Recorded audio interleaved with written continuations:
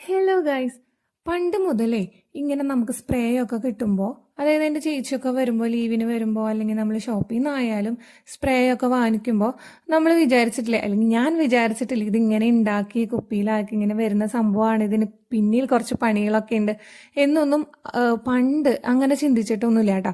പിന്നെ ചിന്തിച്ച് വന്ന സമയത്താണെങ്കിൽ പിന്നെ അത് കാണാനും അങ്ങനെ പറ്റിയിട്ടില്ല. ഉണ്ടാക്കുന്ന സ്ഥലങ്ങളും അങ്ങനെ അറിയണ്ടായിരുന്നില്ല, കണ്ടിട്ടുണ്ടായിരുന്നില്ല കേട്ടോ.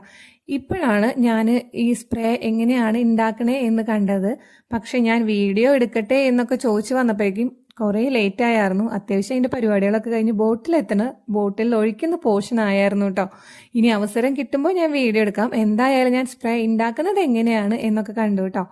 അപ്പോൾ സംഭവം നമുക്കത് ഈ ബോട്ടിലെല്ലാം ആക്കി നമ്മൾ അവിടെ നിന്ന് ഒരു 3 ബോട്ടിൽ അങ്ങനെ ഡിഫറെൻറ്റ് ഫ്ലേവർ വാങ്ങിച്ചായിരുന്നു കേട്ടോ. നല്ല നല്ല സ്മെല്ലുണ്ടായിരുന്നു. നല്ല എന്താ പറയുക, നല്ല അടിക്കുമ്പോൾ തന്നെ നല്ല സ്മെല്ലുണ്ടായിരുന്നു. പിന്നെ അത് മാത്രമല്ല, അവിടെ അത്തറും ഉണ്ടായിരുന്നു.